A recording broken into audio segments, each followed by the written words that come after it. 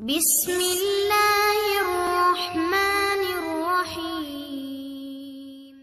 دستورنا القرآن وديننا الإسلام،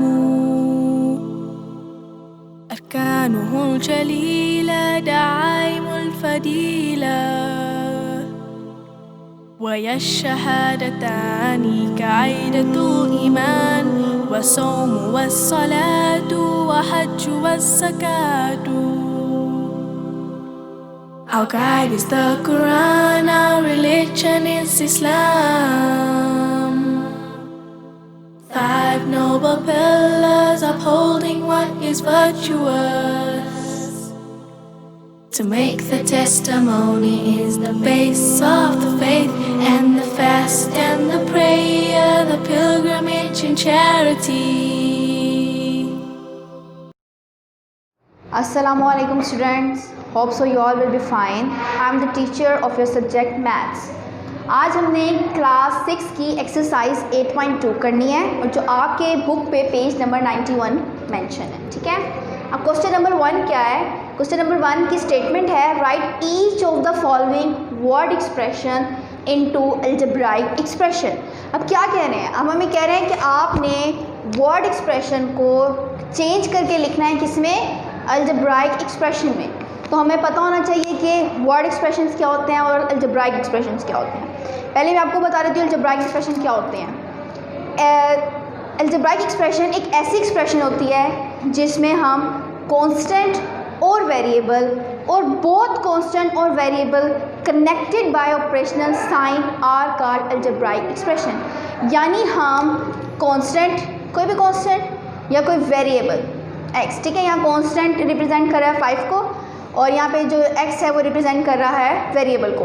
हम कांस्टेंट और वेरिएबल का एक ऐसा कनेक्शन लेते हैं जिसको कनेक्ट कर देते हैं हम किसी ऑपरेशनल साइन से, और यहाँ जो हम ऑपरेशनल साइन यूज़ कर रहे हैं वो है प्लस, ठीक है। तो इनको कनेक्ट कर दिया। अब ये जो फॉर्म है ये है अलजेब्राइक एक्सप्रेशन। अब हम इसको फर्दर चेंज भी कर सकते हैं। हम यहाँ पे माइनस भी लिख सकते हैं, मल्टीप्लाई भी लिख सकते हैं, डिवाइड भी लिख सकते हैं, क्योंकि जो हमारे पास मैथ में फंडामेंटल ऑपरेशंस होते हैं वो क्या होते हैं? Plus, minus, multiply, divide. Maths में हमारे पास यही फंडामेंटल ऑपरेशंस होते हैं जो हम यूज़ करते हैं। तो अब मैंने क्या बताई है definition? The expression in which constant and variable or both constant and variable connected by some operational sign are called algebraic expression, ठीक है। अब क्या कह रहे हैं? कह रहे हैं कि वर्ड एक्सप्रेशंस को चेंज कर दें algebraic एक्सप्रेशन में। अब हमारे पास चीज़ों को रिप्रेजेंट करने की बहुत सारी टर्म्स होती हैं, बहुत सारी फॉर्म्स होती हैं।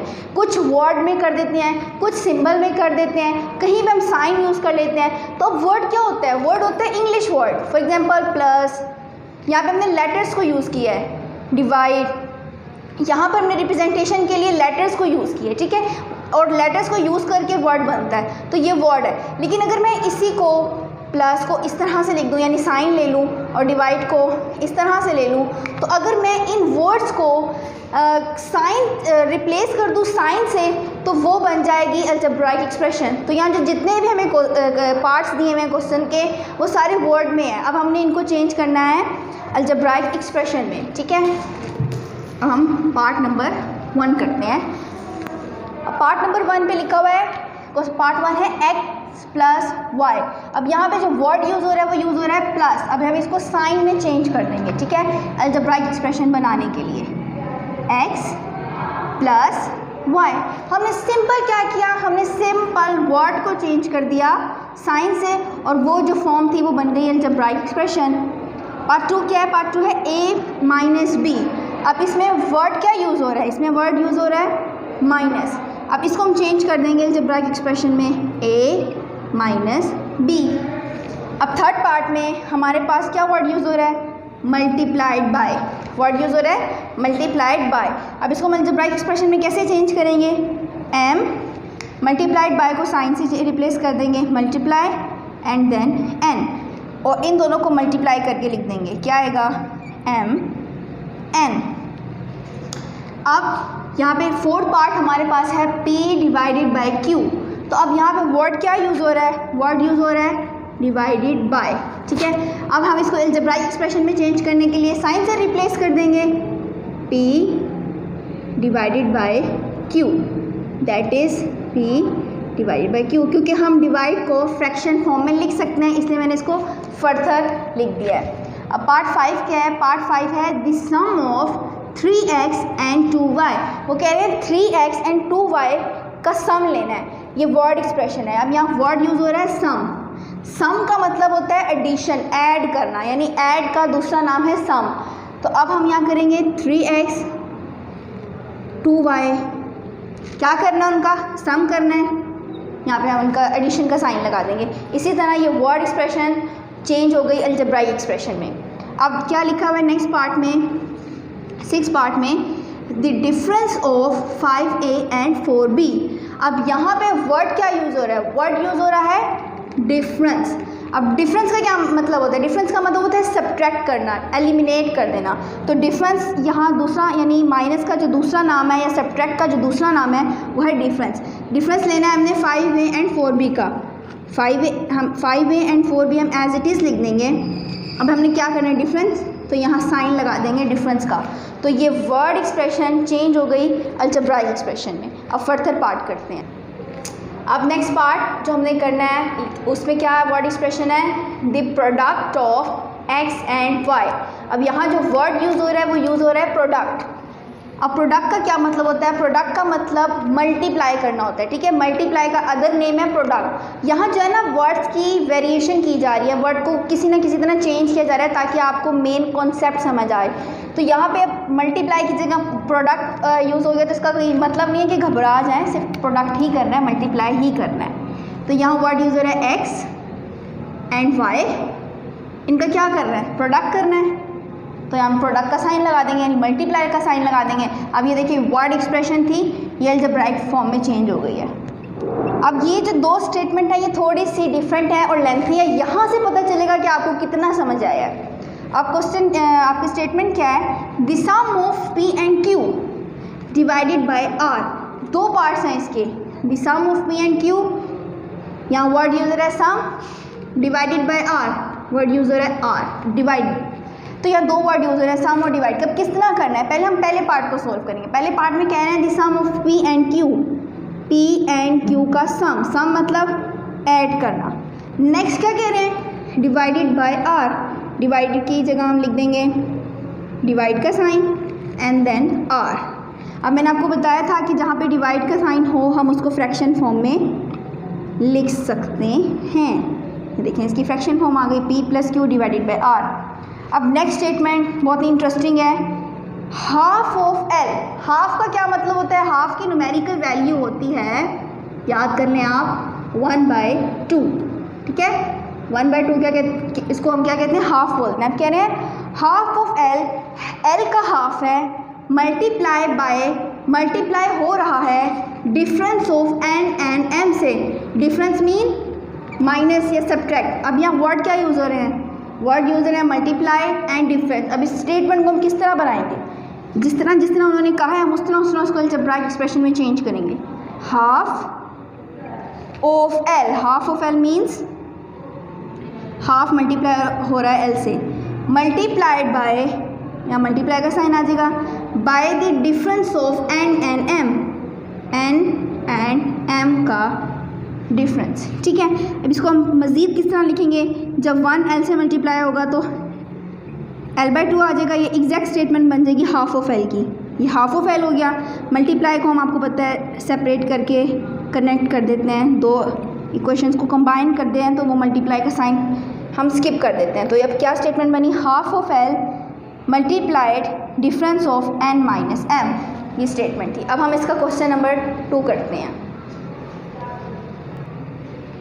अब क्वेश्चन नंबर 2 हमारा है right the coefficient, base and exponent of each of the following. यानी जितने हमें पार्ट्स दिए हुए हैं इन पार्ट्स में से हमने कोफिशिएंट, बेस और एक्सपोनेंट को सेपरेट करना है। लेकिन इससे पहले हमें पता होना चाहिए कि कोफिशिएंट क्या है, बेस क्या है और एक्सपोनेंट क्या है। वैसे तो इसकी डेफिनेशन मैं आपको ऑलरेडी करवा चुकी हूँ, लेकिन मैं एक ब्रीफ एग्जांपल से आपको ये सब समझा देती हूँ।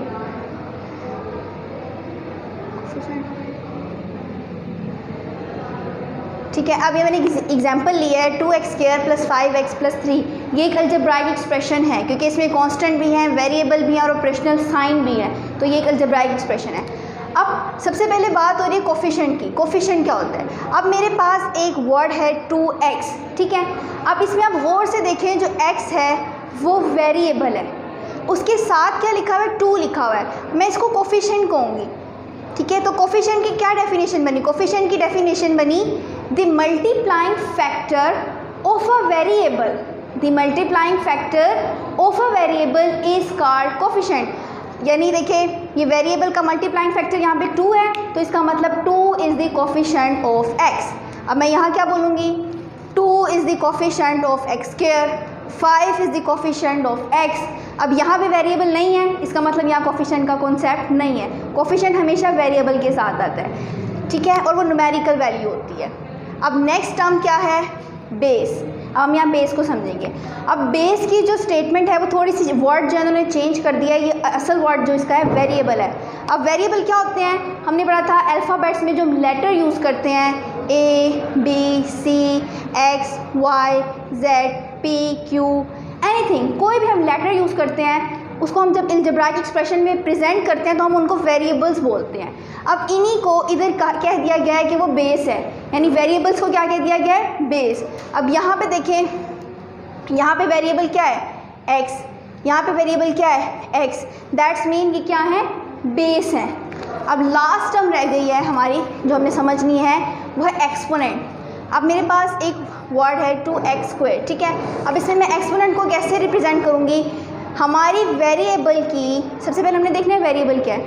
वेरिएबल की पावर को हम एक्सपोनेंट बोलते हैं, ठीक है। वेरिएबल की पावर को हम एक्सपोनेंट बोलते हैं। अब पावर 2 भी हो सकती है, 3 भी हो सकती है, 4 भी हो सकती है, -1/2 भी हो सकती है, कुछ भी हो सकती है, उसको हम बोलेंगे कि वो एक्सपोनेंट है, जो वेरिएबल की पावर होती है। अब हमारे पास कुछ पार्ट दिए हुए हैं, जैसे हम इसको सॉल्व करेंगे तो हमें मज़ीद क्लियर हो जाएगा। अब यहाँ पे दिया हुआ है 5x, हम इसमें से हमने कोफिशिएंट अलग करना है, बेस अलग करना है और एक्सपोनेंट। अब देखो कोफिशिएंट मैंने क्या बताया था? मैंने कोफिशिएंट बताया था multiplying factor of a variable. Variable क्या है यहाँ पे? x, इसका मल्टीप्लाइंग फैक्टर क्या है? 5। दैट्स मीन कोफिशिएंट क्या हुआ? 5। अब नेक्स्ट क्या है? बेस। मैंने कहा था बेस होती है वेरिएबल।